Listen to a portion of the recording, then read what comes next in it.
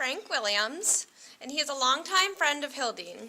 He is Chief Justice of the Supreme Court of Rhode Island and is one of the country's most renowned experts on Abraham Lincoln. Today he joins us to discuss Lincoln's election in 1864. He is the author, editor of over 13 books. He has contributed to chapters of several others and has lectured on the subject throughout the country, including every Hildene Symposium. At the same time, he has amassed an unsurpassed private library and archive that ranks among the nation's largest and finest Lincoln collections. In 2000, the Chief Justice was appointed to the United States Abraham Lincoln Bicentennial Commission, created by Congress to plan events to commemorate the 200th birthday of Abraham Lincoln in 2009. Since 1996, Chief Justice Williams has served as founding chairman of the Lincoln Forum, a national assembly of Lincoln and Civil War devotees. His book of essays, Judging Lincoln, was released in 2002. Along with Harold Holzer and Edna Green Medford, he has written the Emancipation Proclamation, 3 views, social, legal, and pictorial. He is here along with his wife, Virginia, for the symposium. Thank you, Carrie. Well, Professor Sharp, where are you? He left after saying the two most important elections were 1800 and 1860, right there. That was a brave statement to make because we all think our elections were the most important. I think the point is that in this day in which we face major crises in our country and the world, it's very relevant and good to look back on all of these elections because there's not much that we haven't been through. That's not to say there'll be different and challenging problems ahead, but a look past also helps the way we look at the present and the future. I wish many of our students would be aware of that historical perspective. The title of my talk this morning is taken from Lincoln's actual words, the ultimate law for all. The ultimate law for all. An interesting observation by this lawyer-politician president. And by the way, I must say, Seth and Brian, that you're mixing up the elections is a challenge too, because we have to keep on our toes to keep our sense of history. November 8th, 1864. The weather across the northern United States was exceedingly dreary. A cold rain was falling steadily. The weather mirrored the mood of the nation, which was trudging through its 4th year of bloody civil war, enduring alternating victories and defeats with horrific casualties, a controversial Emancipation Proclamation, an unpopular conscription or draft, the first in American history, race riots in major northern cities, controversial curtailment of civil liberties, including a nationwide suspension of that precious writ of habeas corpus, and the many other social and economic hardships that came with the massive, turbulent forces let loose in Civil War. In those dark times, the American election ritual, already extraordinary among nations in the mid-19th century, was a test of democracy itself. It is a testament to America's democratic foundations and Lincoln's greatness as a political leader that the election of 1864 took place at all. While a large part of the nation was self-exiled, cut off in violent rebellion, the rest of the population went to the polls, as always, on the Tuesday after the first Monday in November to elect the country's next president. And a great deal was at stake. To make a more recent election analogy, there were no hanging chads in 1864, but anything left hanging after the 1864 election could have meant disaster for the Union and the Lincoln administration. Lincoln was painfully aware that it fell to the people to decide what he called the weal or woe of this great nation. And by 1864, the people knew what the war was really about. Most voters knew that they had an opportunity to affirm or reject Lincoln's recent assertion that America was a nation dedicated to the proposition that all men are created equal. The war, which had begun as a fight about union and the spread of slavery, had transformed into a struggle over union and emancipation. Lincoln knew that the people would have to decide the fate of the Union in the end. "I know not the power or the right to resist them," he said. This is certainly not the sentiment of a dictator. Think of President Pervez Musharraf in Pakistan and his recurring state of emergency. Recently, when Benazir Bhutto was assassinated, he declared a state of emergency and delayed elections. Lincoln, facing a true national emergency, never considered taking this way out. Like most citizens of that day, a typical voter would have watched the political wrangling leading up to the election with considerable interest. Fierce party politics and infighting rocked the two major parties leading up to the election. And regardless of party affiliation, voters looked with considerable anxiety toward an uncertain future.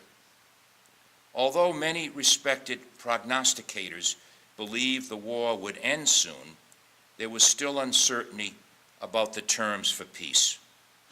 Hopes for a quick military end to the conflict had been dashed repeatedly as Lincoln appointed one general after another, only to see the Union armies defeated or stalled in the field. Over the course of the summer of 1864, citizens would have read and discussed accounts of Confederate General Jubal Early's march down the Shenandoah Valley. Eventually, Early was turned back within a few miles of the nation's capital.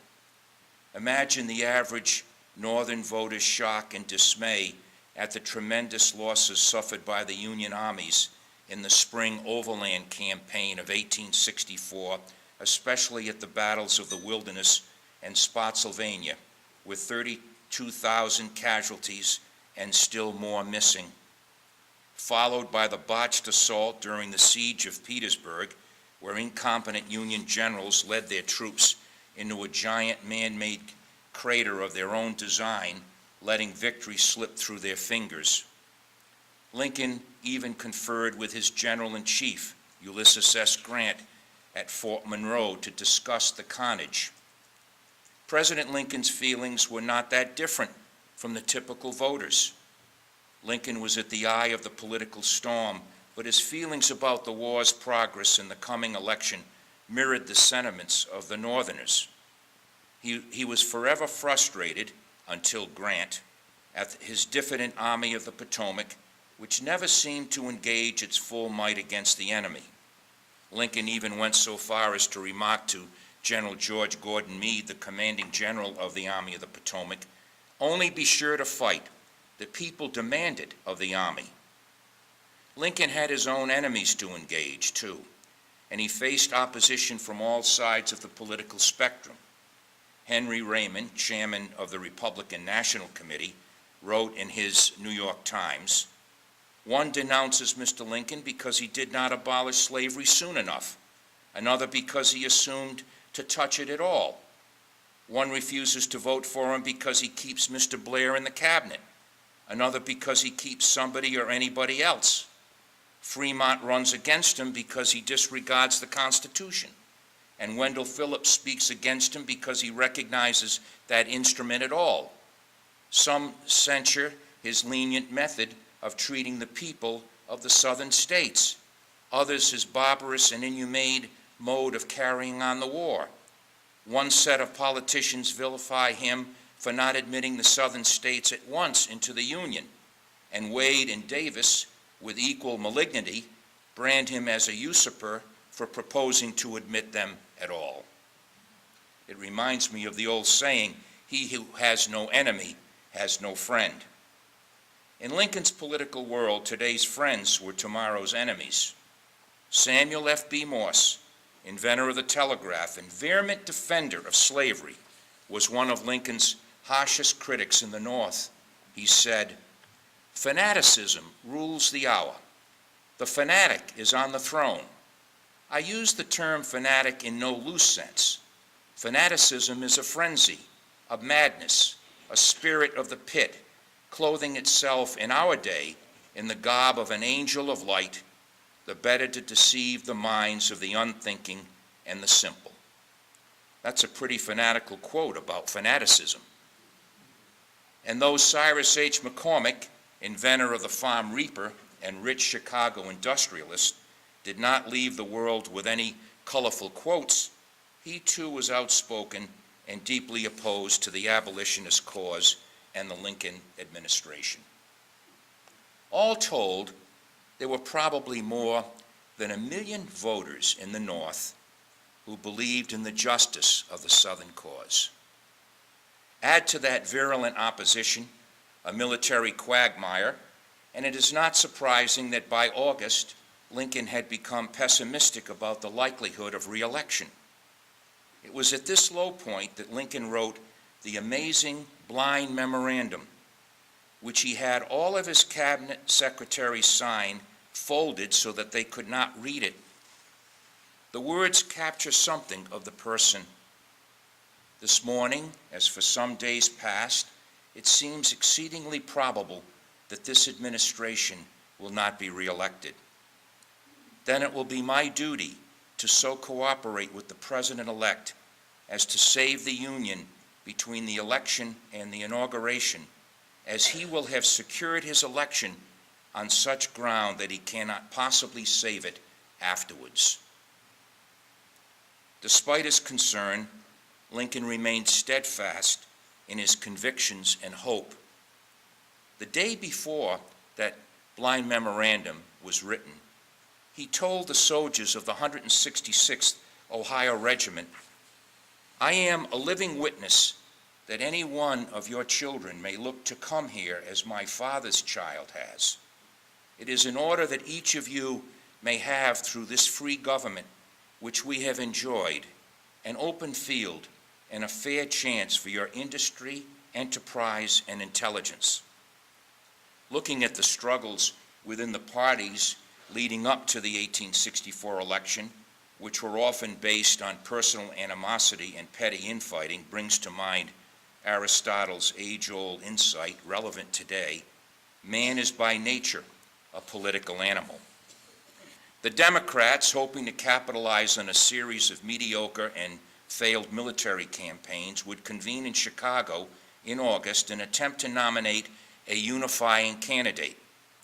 By then, Lincoln had already been nominated by the Republicans, and the task of unifying the Democrats would not be simple. When the Southern Democrats seceded from the Union, they seceded from their party as well, and what remained of the Democratic Party in the North was divided by a deep schism. One contingent, known as the War Democrats, favored a strong war effort and a strong commitment to reuniting the Union. The other contingent, known as the Peace Democrats, favored a quick and peaceful end to the war. They were even willing to entertain independence of the southern states. This latter group of Peace Democrats, sometimes called pejoratively Copperheads, were mocked by James Gordon Bennett, editor of the New York Herald, who summed up the general feeling about them. The Peace Democrat contingent is equally despised by honest Union men and honest rebels. President Lincoln foresaw the likely outcome in Chicago. He could predict that the Democrat factions were not truly prepared to compromise. The two sides simply were incompatible. In Lincoln's words, they must nominate a peace Democrat on a war platform or a war Democrat on a peace platform, and I personally can't say that I care much which they do. With all the horse trading and drama of any nominating convention, George Brinton McClellan, a strong war Democrat and failed commanding general of the Army of the Potomac, emerged as the nominee. The Democratic Party platform, however, was written under the influence of former Congressman Clement Vallandigham of Ohio, one of the fiery leaders of the Peace Democrats. Vallandigham had been arrested in Ohio by the military department commanding General Ambrose Burnside, a Rhode Islander, who had his officers listen to one of Vallandigham's virulent anti-war speeches. He immediately convened a military commission where Vallandigham was tried and convicted and sentenced to prison for the duration of the war. Lincoln was embarrassed by this aggressiveness of his department head and commuted the sentence to banishment in the Confederate lines. Well, the Confederates didn't want Vallandigham either, so he boarded a steamer bound for Bermuda, and then from Bermuda to Canada, and then to Windsor, Ontario, where he led his fight against the Lincoln administration. Despite this exile, Vallandigham managed to attend the 1864 Democratic Convention in Chicago. In the end, Vallandigham's return was in Lincoln's favor because his platform labeled the war a mistake and called for immediate efforts for a cessation of hostilities. Vallandigham's provision became known as the peace plank of the platform, and it was impossible to square with Mcclellan's views as the nominee, as Lincoln predicted. In fact, many Democrats who might have supported McClellan could not stomach the peace plank, and mass defections occurred. McClellan himself was forced to reject the peace plank. In a widely published and carefully written letter accepting the Democratic nomination, McClellan made his views known. I could not look in the face of my gallant comrades of the Army and Navy who have survived so many bloody battles and tell them that their labors and the sacrifices of so many of our slain and wounded brethren had been in vain, that we had abandoned the Union for which we have so often periled our lives. So much for the peace plank and democratic unity. As for the Republican Party, it was just as divided as the Democrats. The difference, of course, is that Lincoln was already the president, so the opposition knew exactly where to direct its fire right from the start. The Republican opposition, however, could never quite get together on a strategy. Perhaps Lincoln's enemies in his own party were never clear about the reason for their disgust. Or maybe hatred for Lincoln alone was not sufficient to pull together a successful effort to unseat him. The radical Republicans did put forth their own candidate, John C. Fremont, but Fremont was never a serious threat to Lincoln's nomination. Even after Lincoln secured the nomination, various plans were put forward to force a new nominating convention, but none of them amounted to much. In the final analysis, the most powerful effect of Lincoln's opposition from Republicans was the constant annoyance and undermining influence that always comes with internal strife. To succeed, Lincoln was forced to make harsh, even Machiavellian choices. At one point, Lincoln forced the resignation of his friend and longtime supporter, Montgomery Blair, then Postmaster General, to secure Fremont's exit from the race and to placate Senator Benjamin F. Wade and Congressman Henry Winter Davis, radical Republicans who were longtime critics and avowed enemies of Lincoln. What's more, Lincoln knew that Wade and Davis was simply satisfying a grudge against a man reviled by radicals. Lincoln made hard choices to unify his party before the election. Like it or not, this was politics in action in a democratic society, even in the darkest of times. Lincoln and his advisors understood the need for a big tent, as others have called it, one that could bring together the radical Republicans who wanted the unconditional end of slavery and the more conservative Republicans who were primarily concerned with saving the Union regardless of emancipation. To achieve a big tent, Lincoln helped to create the National Union Party to broaden the Republican Party base. The National Union Party began as a party primarily devoted to a single issue, reunification. However, by the time of the party's convention in June in Baltimore, it had evolved to include a plank in its platform calling for a constitutional amendment ending and forever prohibiting slavery in the United States. Lincoln was in favor of the plank and pushed for it, in part because a constitutional amendment, as suggested, would legitimize his Emancipation Proclamation issued by him as a military measure, remembering that the Constitution still protected slavery. Lincoln knew that his use of an extraordinary wartime proclamation, Emancipation Proclamation, to free some slaves was susceptible to a court challenge. As Professor Michael Vorenberg at Brown points out in his recent article in Civil War History, slavery was a complex issue leading up to the 1864 election. As Lincoln's support of the constitutional amendment suggests, he wanted slavery to be viewed by Northern voters as something to be sorted out through the amendment process.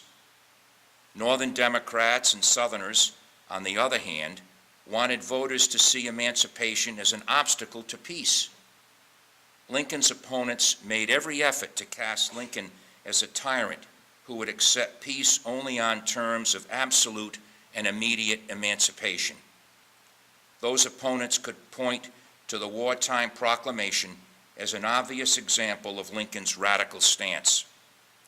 As Vorenberg points out, however, it is wrong to suggest that emancipation was ever a serious obstacle to peace during the Civil War. Southerners were willing to accept nothing short of independence. Even if Lincoln had offered peace without emancipation, the Confederacy would not have accepted. In August of 1864, Henry Raymond, editor of the Times and Lincoln's steadfast supporter, went so far as to suggest that Lincoln send a commissioner to offer Jefferson Davis peace terms on the sole condition of acknowledging the supremacy of the Constitution without mentioning slavery at all. And Raymond did this knowing that Jefferson Davis could not accept such an offer. Lincoln wisely turned down this advice. Lincoln was walking a fine line with his party, and to avoid alienating either wing, he remained largely silent on the issue of slavery during the last couple of months of the campaign, even though he insisted on inserting the proposal for the constitutional amendment ending slavery into the party platform. In large part, Lincoln was avoiding blowback from a previous incident in which Horace Greeley, that intermeddling editor of the New York Tribune, attempted to bring Confederate ambassadors to meet with Lincoln. Greeley's disastrous attempt at peace negotiations ended with a letter from Lincoln on July 18, 1864, known as the Niagara Letter, in which Lincoln wrote, "Any proposition which embraces the restoration of peace, the integrity of the whole Union, and the abandonment of slavery, and which comes by and with an authority that can control the armies now at war against the United States will be received." The letter became public and reinforced the radical view of Lincoln as an abolitionist. Lincoln could not respond to the firestorm the letter created without alienating one or the other wing of his party, so he chose to remain silent. Though it was an important issue, we should be careful not to overemphasize the issue of slavery in the election. For instance, it is hard to overstate the significance that the course of the war on the battlefield played in the ultimate outcome of the election. Early in September, General William Tecumseh Sherman took Atlanta. Then, at roughly the same time, Admiral David Farragut took Mobile, Alabama. This good news was the first of its kind in many months, and its effect on the voters of the North was great. In fact, many argue, and I tend to agree, that Sherman's victory in Atlanta is what truly won the election for Lincoln. Results count. Victory for the Union forces was finally in view, and Lincoln was the man at the helm. At that moment, Lincoln might have appreciated Yogi Berra's famous line, the future ain't what it used to be. Taking the long view, I believe it is deeply significant that the country persevered and preserved its most basic and cherished institution during a war of insurrection. Lincoln was challenged from all sides, and his hold on the office of president was threatened at each turn. Elements in his own party sought to thwart his nomination and prevent his re-election. The war effort was moving in fits and starts. The threat of foreign interference was always in the background. Yet, in those most dire times, Lincoln chose to cast the fate of the nation to the will of its people, leaving his administration and the preservation of the Union to what he called the ultimate law for all. And it was in that democratic spirit that 4 million souls trudged through the cold and rain on November 8, 1864, to vote in the country's 20th presidential election. Ironically, all of them were white and male. For the first time in history, a good number of them were soldiers fighting in the field. Lincoln carried the soldier vote overwhelmingly, even though many had fought under Mcclellan, whom they adored. I do not think I will surprise anyone here when I report that Abraham Lincoln won the election with over 90% of the Electoral College, winning every northern state except New Jersey. The popular vote, however, was much closer.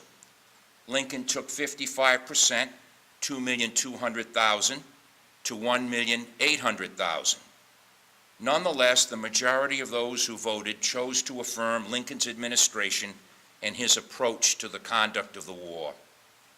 Moreover, Lincoln would claim the victory as a referendum on the 13th Amendment, using the election to help push through the end of slavery by constitutional amendment.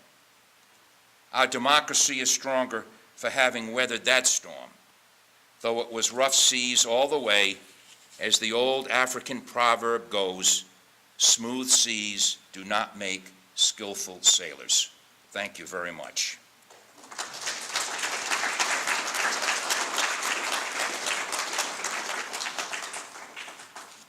Questions?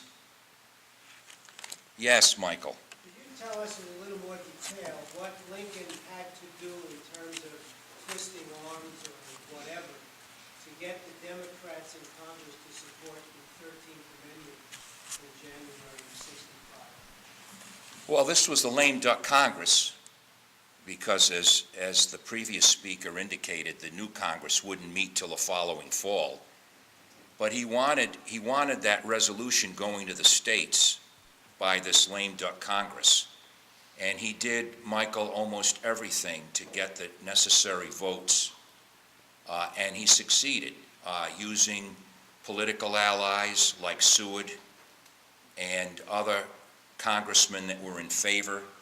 And there were all kinds of offers of patronage and support of local bills, and it was enough to carry the day. Some even suggest that money changed hands, but there's absolutely no real evidence that any of it was either initiated or accepted by the president. Yes? After they got rid of slavery and stuff, how did he get everybody to get rid of the slaves? Like, I'm sure a lot of people still kept the slaves and stuff. Well, there was still slavery when he died in April of '65. The 13th Amendment wasn't passed or ratified by enough states until December of 1865. But what he was doing was advocating, even before that those southern states come back into the Union, and as part of the condition that they adopt a new state constitution that prohibited slavery. The Emancipation Proclamation, which I consider one of the bravest, most politically courageous acts ever made by any president and commander-in-chief, already had started the process, because when the Union armies went into Confederate territory, they took freedom with them, and those slaves were freed.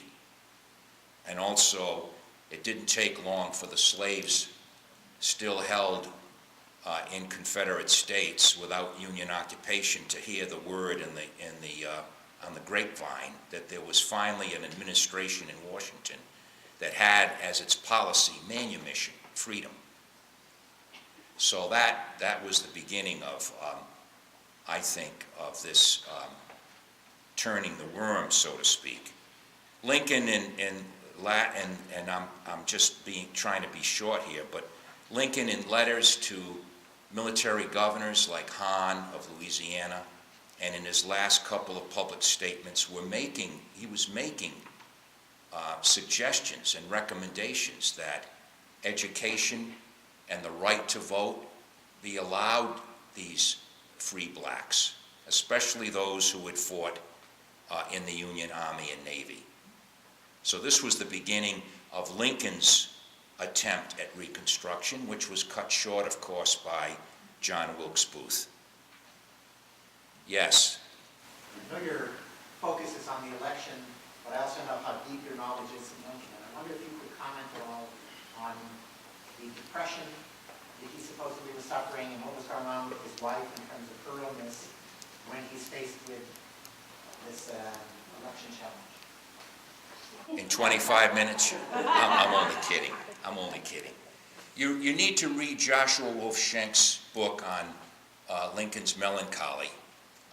While he may overstate it, I think he got it right, that he was not bipolar, but just below, call it unipolar, in the sense that he was affected by events and that did adversely affect his mood.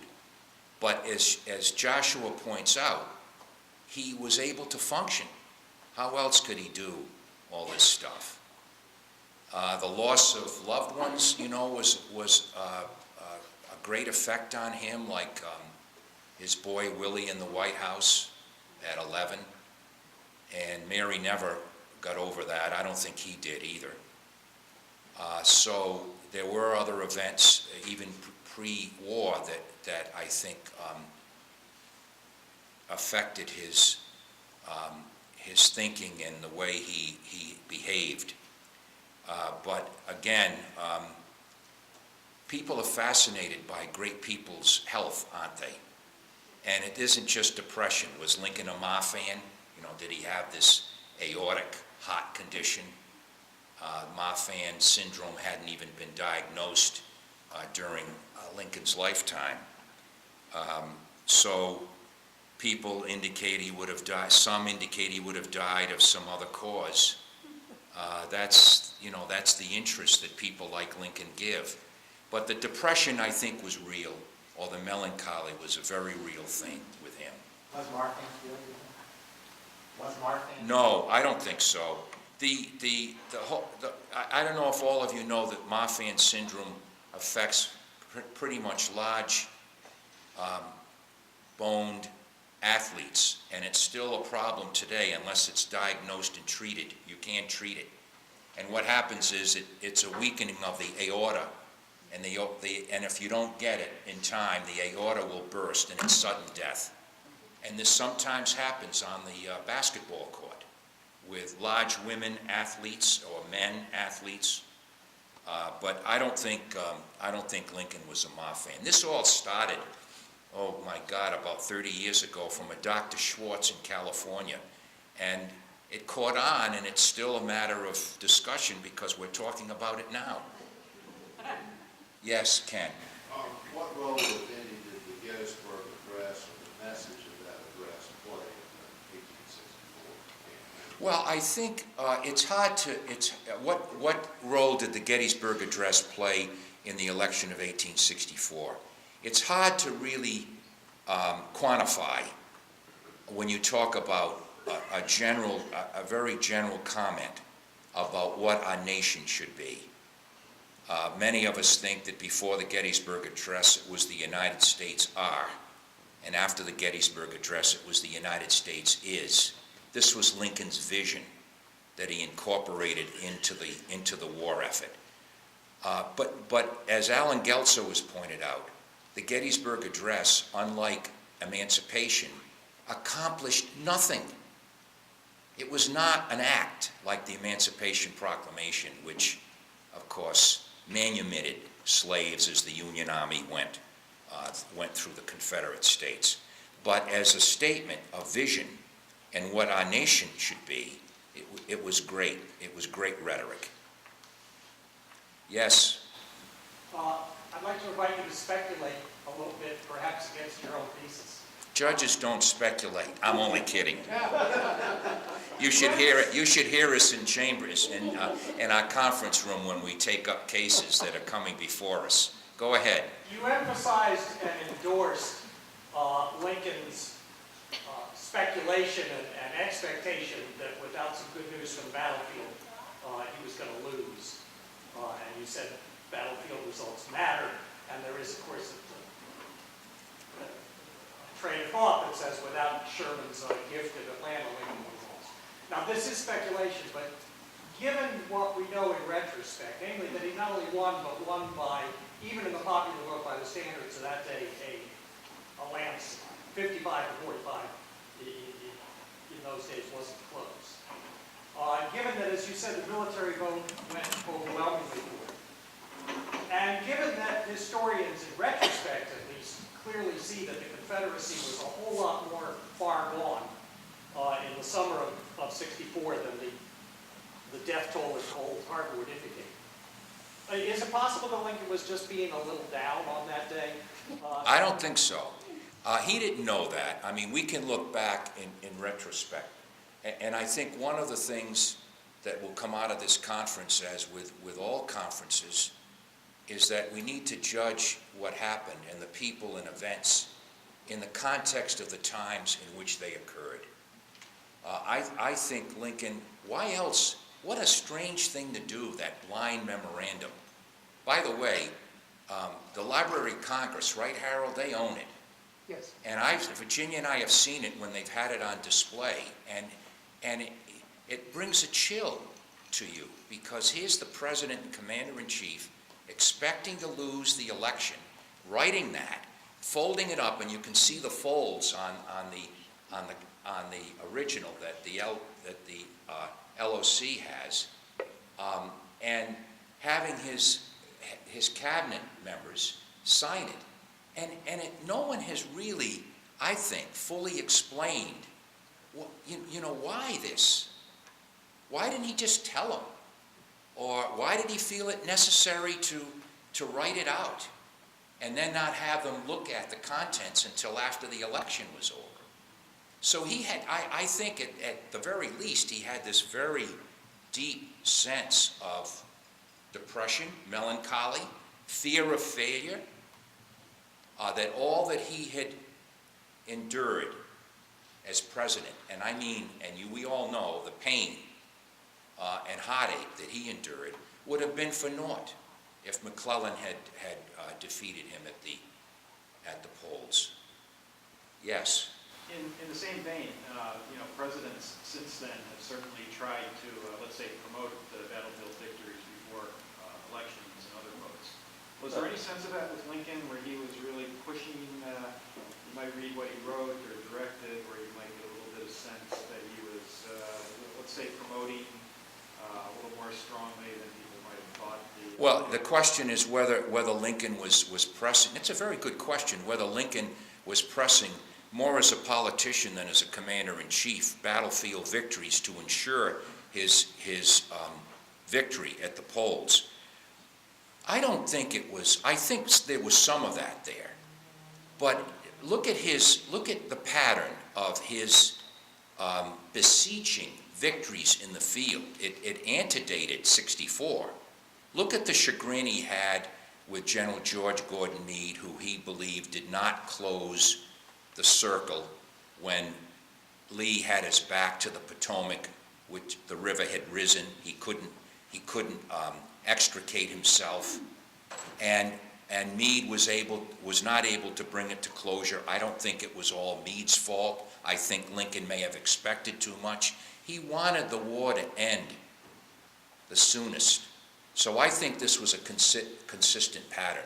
I don't think he even knew how close Sherman was to victory in Atlanta, or Farragut in Mobile Bay, or Sheridan in the Shenandoah. So all of these things were good things for him in bringing closure to the war. Yes, Michael. Frank, two questions, if I might, neither of which you touched, but both of which are connected to the 1864 election. I'm curious about your opinion, your personal opinion, on Lincoln's role in getting Andrew Johnson the vice presidential nomination at the Republican convention.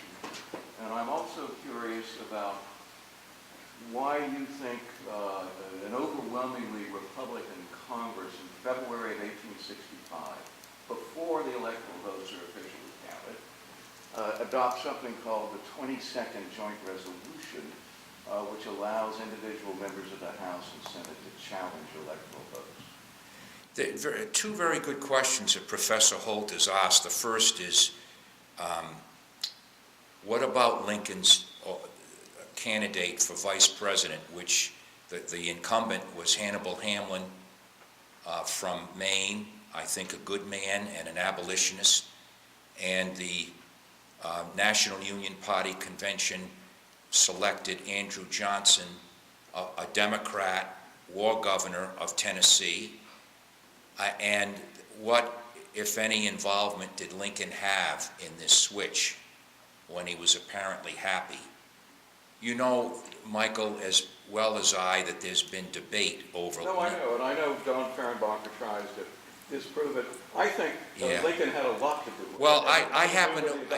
Well, I agree. I think Lincoln, at the very least, acquiesced, had knowledge.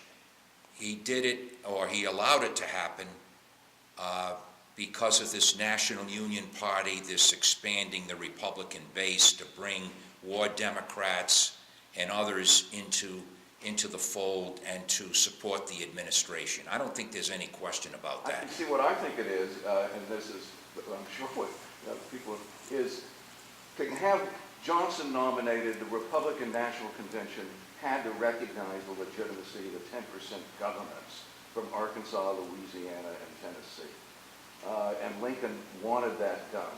1 week after the convention, the Senate rules the government of Arkansas is illegitimate, it's un-Republican, and the 22nd Joint Rule is adopted, so Republicans can throw out the electoral votes that were sent in from Arkansas, Tennessee, and Louisiana. They're part of the peace. I think that's very right, and I think this demonstrates the tension, the internal tension in the North between Lincoln's view, both parochially and globally, and other party members. I said something like that at Brown. Yes.